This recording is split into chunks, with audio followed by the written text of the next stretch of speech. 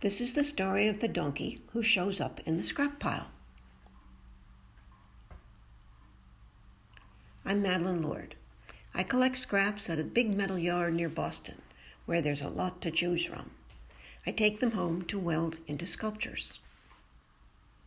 I have my own metal yard of scraps and works in progress. This is a small section.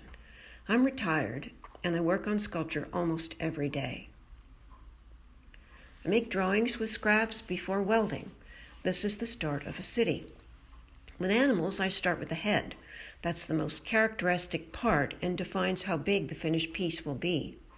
The donkey started with this piece that's white on one side and green on the other and looked like a donkey's head.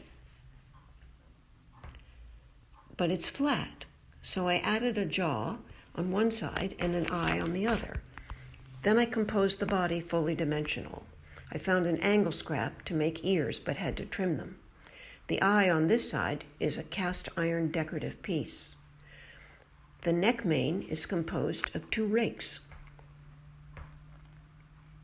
The tail is a portion of an old antique cast iron railing. Welding cast iron to steel is tricky, but I've learned to do it. The final donkey is multicolored.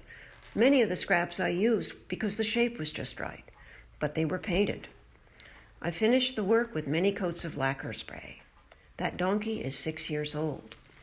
Here's some other pieces I've made. The sheep were at SculptureNow in 2017.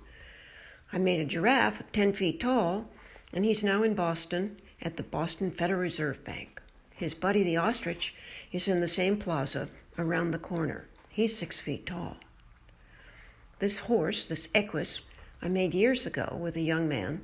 It's now in New Hampshire. And this I made with an old friend of mine back in Winchester. It's called Gift Horse, and he's also in New Hampshire.